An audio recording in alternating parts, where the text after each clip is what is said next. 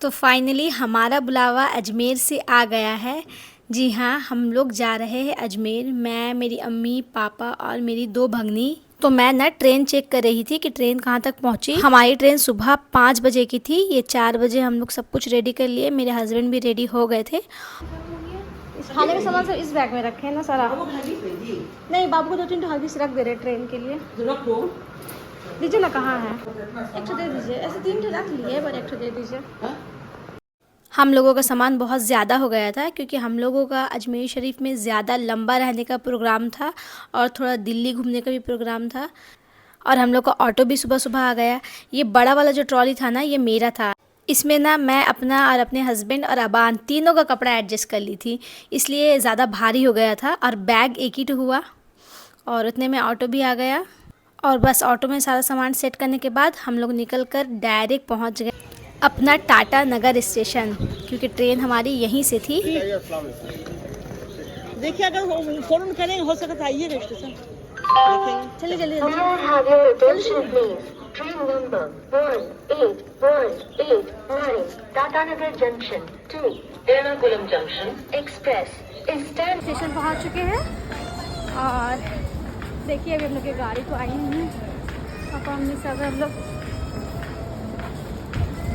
फिर इस जगह से हम लोग अपना प्लेटफॉर्म नंबर कंफर्म करने के बाद ही प्लेटफॉर्म में उतरे। अबान भी सुबह सुबह हम लोग के साथ ही जाग गया था।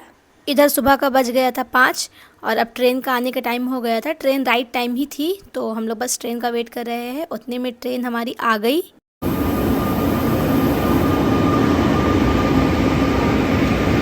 और हम लोग अच्छे से ट्रेन में बैठ गए और इधर मेरे हस्बैंड भी बैठे हुए थे सामने में। हम लोग दोनों एक ही सीट में हमेशा बैठ जाते हैं। और इधर मैं अबान को बलून फुला कर दी थी कि वो खेलेगा, बदमाशी नहीं करेगा, पर ऐसा कुछ नहीं हुआ। अब हम सबको लग गई थी भूख, तो हम लोग घर से ही चना और मूढ़ी का नाश्ता बना कर के लाए थे। तो वो मेरे हस्बैंड निकाल रहे हैं सबको प्लेट में देने के लिए। चम्मच नहीं मिला तो हाथ से ही खा लिए और सच में बहुत अच्छा लगा खाने में। हल्का भी नाश्ता था ये सुबह के लिए, चना और मूढ़ी।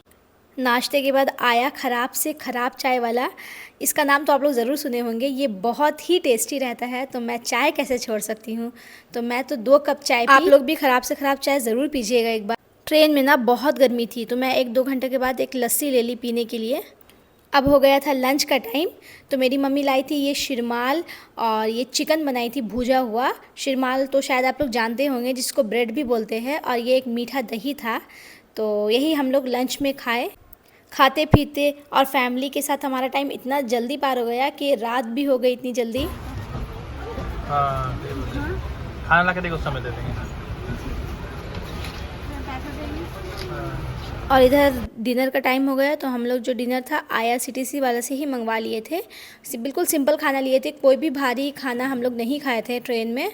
मेरी मम्मी, मेरे पापा, मेरे हस्बैंड, मैं सब बिल्कुल ही सिंपल खाना खाए हम लोग। इधर अबान भी खुद से खाने के लिए ज़िद करने लगा। तो हमारे मेन्यू में था दाल, चावल और एग करी था।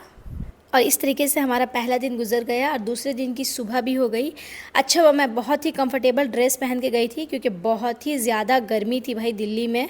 और फाइनली हम लोग उतरे फरीदाबाद स्टेशन में, क्योंकि हम लोगों को किसी के घर पहले जाना था। यार यहाँ झारखंड से ज़्यादा गर्मी थी, इतनी ज़्यादा और इतनी कड़ी धूप थी ना कि क्या बताऊँ।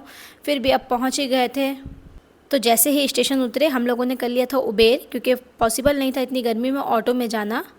जिनका घर हम लोग जा रहे थे वो स्टेशन से आधा घंटा दूर था, तो ये हम लोगों के लिए कंफर्टेबल था। मेरा बेटा भी सो गया था, इतना ज़्यादा थक गया था वो।